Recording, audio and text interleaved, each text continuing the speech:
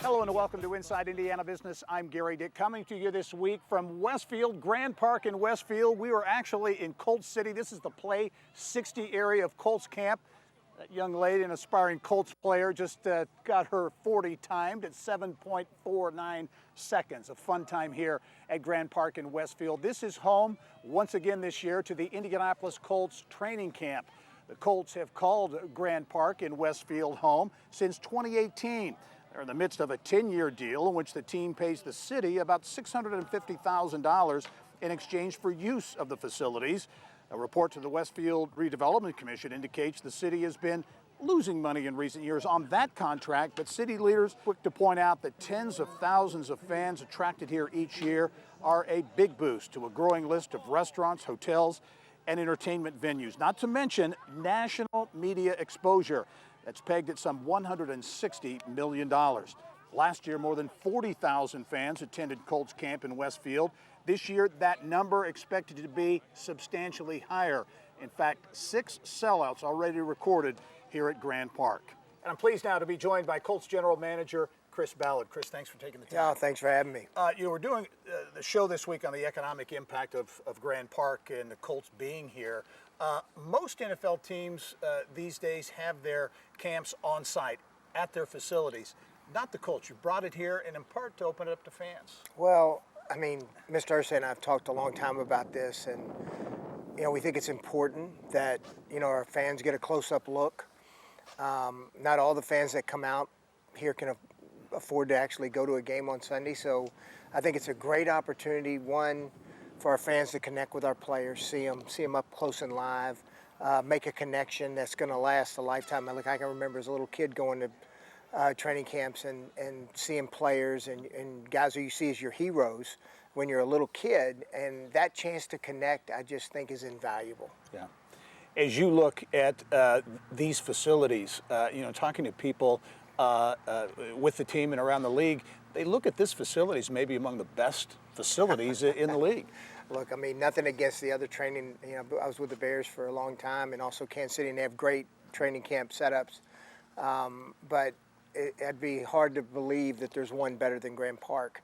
From a facility standpoint, from a field standpoint, from a location standpoint, especially being so close to Indianapolis, I think all of it's a benefit for not only the Colts, but, the city.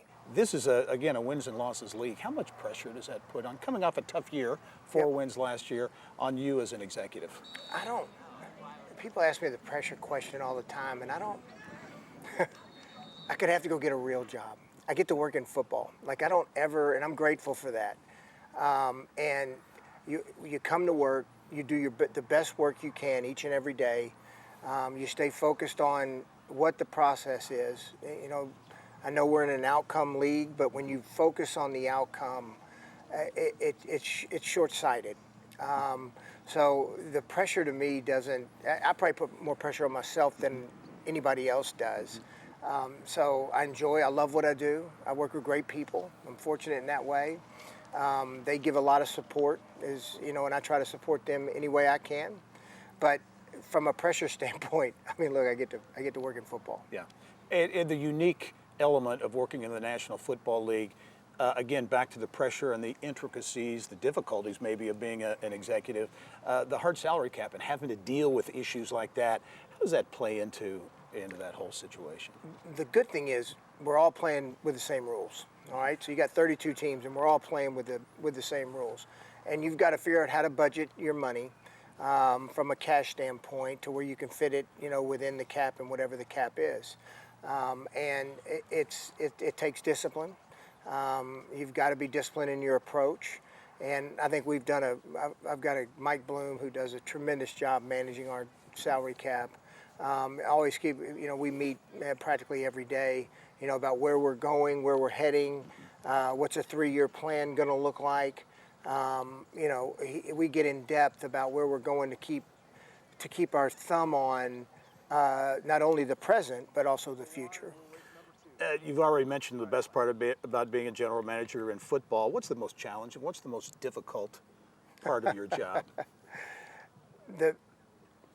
There's a new problem, and I wouldn't say it's the most difficult, but there's a new problem every day. And I like I mean, that's part of what you, like, naturally who I am. I enjoy solving problems.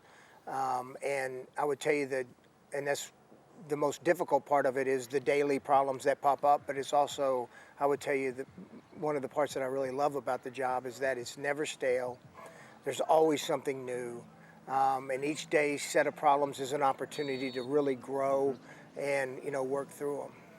Got to ask you, I know you're probably not going to answer, but Jonathan Taylor, does that deal happen? Does that problem get resolved? I don't think it's part of the business. Number one, Jonathan's got to get healthy, which I think he's getting close to do. And those things always find the way to work themselves out. We think very highly of Jonathan Taylor. He's been a great player for us, here in the past, and hopefully he is in the future. Chris Ballard, General Manager of the Indianapolis Colts. Thanks very much. Good luck this season. I appreciate it.